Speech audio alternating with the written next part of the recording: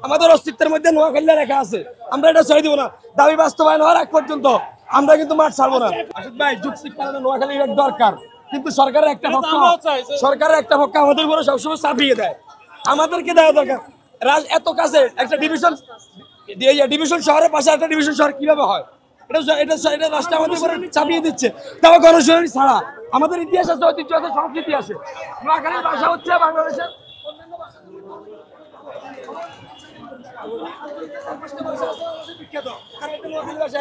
তাহলে আমাদের উপরে চাপিয়ে দিচ্ছে। আমাদের এখন ভূখণ্ড এখানে অনেকগুলো শর্ট জাগতেছে, কারণ আমাদের যে অঞ্চল আছে আমাদের উপরে সবসময় সরকার চাপ পড়ে। আমরা বুদ্ধিমান, আমরা বুদ্ধির পরিচয় দিচ্ছি, অ্যাম্বুলেন্স ছেড়ে দিচ্ছি, আর আমাদের অ্যাম্বুলেন্স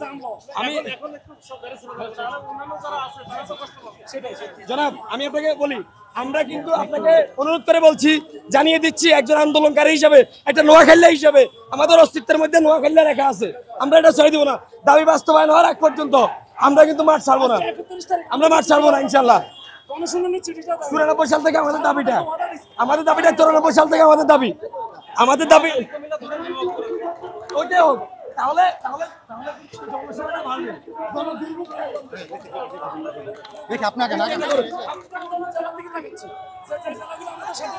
আমি চাচ্ছি কুমিল্লাকে চাঁদপুর বাঙালি বিভাগ করে দেখ, নোয়াখালী লক্ষ্মীপুরকে আলাদা বিভাগ করে দেখ। আমরা স্বতন্ত্র বিভাগ চাই, তাহলে ওই অঞ্চলের মানুষকে সুবিধা পাবে।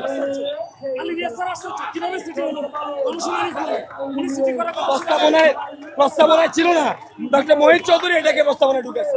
উনি এই সংস্কার কমিশন নাকি আমাদের সাথে নষ্ট।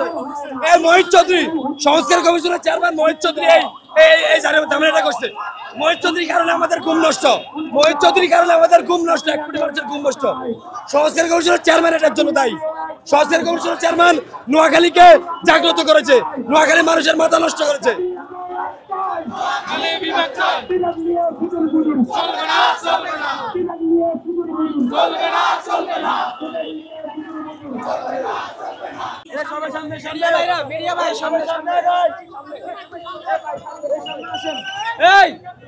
সামনে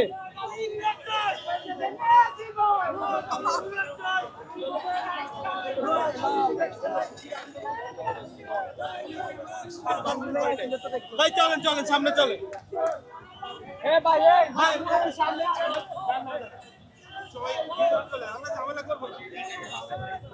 কিন্তু দাঁড়াই থাকার না তো, ওই যে ওরা আস্তে আস্তে সামনে আগাচ্ছে, আমরা তো তুমি না, এটা একটা সমস্যা। সেটাই বুঝতে হবে,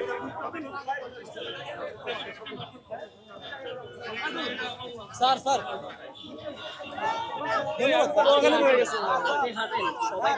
আসো না ভাই, একটু আগে আসো,